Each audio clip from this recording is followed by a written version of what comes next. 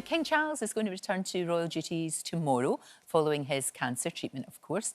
Royal expert Sarah Hewson is with me now. This is great news, really encouraging. It's really positive news, isn't it? And we're going to see the King returning to public duties for the first time since his cancer diagnosis tomorrow. He and Queen Camilla are on a joint engagement for the first time since November of last year. Gosh. It's a long time that he's been out of circulation.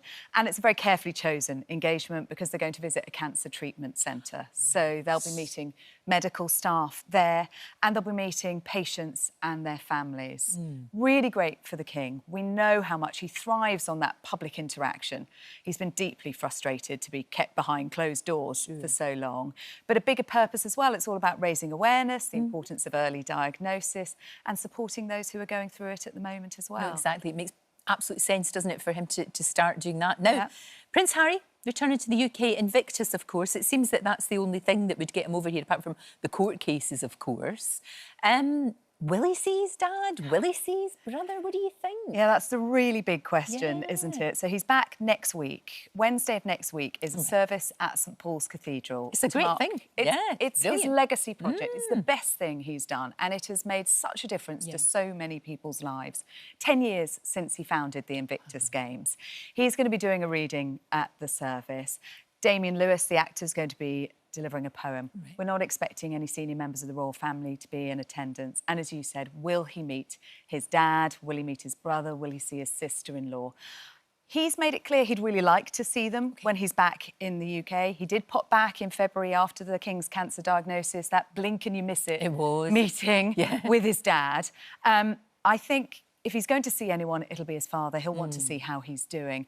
As for William and Kate, I think things are a lot tougher there. It's a shame, isn't it? Because they got on really well before. Catherine was the sister he never had. And they had a really close bond. She's not well.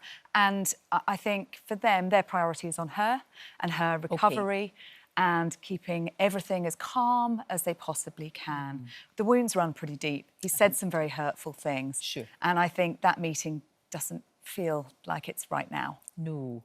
There's an interesting one, though, that Harry and Meghan are going to be going to Nigeria. It's not a royal tour, because they're not really royals anymore, but it's sort of pseudo-royal tour, It's a funny thing, isn't it? It's the kind of thing that wouldn't we have loved them to be doing? It is the role as part of the royal that family. They could have done and had so much power and potential as Commonwealth ambassadors. Absolutely. So we don't know whether Meghan and the children are coming here to the UK for the Invictus ceremony. I think it's probably unlikely because one of the things that Harry mentioned in his court case against the Home Office about security was the fact that it wasn't safe for him to bring his wife and children here at the moment. He wanted them to see this as their home, but it wasn't safe. So I think it's unlikely we'll see them back in the UK. But it has been confirmed Harry and Meghan are going off to Nigeria. They've been invited by the Nigerian Chief of the Defence Staff. It's about the Invictus Games again. Nigeria would like to host the Invictus Games in the future. So they're going to meet service personnel. They'll take part in traditional cultural activities. Meghan discovered when she did her genealogy, she's actually 43% Nigerian. So it's very special. So it's very special of course it is. for her. But as you say, you know, they're visiting a Commonwealth country, but as non-working royals. And they could have reached so many people that other members of the royal family can't. They could have had real power, and I think it's really a shame. It's always one of those things you think, what if, what a shame that didn't really happen. She is launching, and now, I don't know whether it's a charity or a business, it's sort of Gwyneth Paltrow-esque without, you know, the vagina candle and whatnot, exactly. Well, there are going to be candles, we think. But not those candles. Not those ones.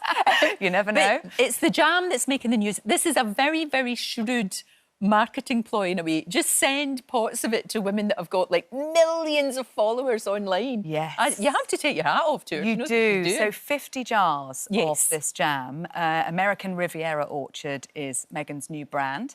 She sent 50 jars out. The most recent one to Kris Jenner, momager extraordinaire. We know that Kris Jenner has hung out with her mum Doria and her daughter Kim Kardashian at a charity event last year. Kris Jenner got one. She's got 52.5 million followers followers. So she can definitely get you some good marketing. She's also sent it to Tracy Ellis Ross, the actress and daughter of Diana Ross. Right. To Mindy Kaling, the actress and comedian who featured on her podcast series. Clever. 70 million people. If you add up all of those she's sent her 50 jars out to, she's got 70 million people looking at this jam. The brand hasn't even launched yet. You can't buy it. I don't think you'll be getting it presented in a bowl of lemons. No, I with don't a really handwritten understand the calligraphy bowl note. of lemons, but that's fine. It looks beautiful. It looks pretty. It looks pretty, and that's what it's Doesn't all about. It's selling a sort of lifestyle that kind of doesn't really exist in a way, does it? I mean, Absolutely. we'd like to think it does, but it kind of doesn't. It doesn't. But and there's going to be a TV show doing the same kind of lifestyle, friendships, gardening as well. Buckingham Palace, incidentally, have got in on the act. Their shop has been advertising its own strawberry jam with a very slick video producer, someone with a bit of a mischievous but very effective marketing ploy there, I thought. Well, good luck to them. And, of course, William and Kate celebrating today. It's their anniversary. I guess it'll be quite a low-key celebration for sure, but it's their anniversary. 13 years Wow. Since that day at Westminster Abbey, 29th of April 2011. So much has happened in that time. And this, of course, the most challenging year so far for them with Kate's cancer diagnosis. So a low-key marking of their engagement with the children over the weekend. We'd normally expect to get a photograph released. We're not in normal times. I don't know whether that will happen. It hadn't happened before I came on air when I last checked of the two of them. But yes, very difficult times for them as a family. And I think they will just have been gathering themselves together. We wish them well. And as we said, King Charles back to work tomorrow. That feels encouraging, I think. Very encouraging. A rare bit and much needed bit of good news for the royal family. Absolutely. Sarah, thank you so much. Thank you for having me. Thank you.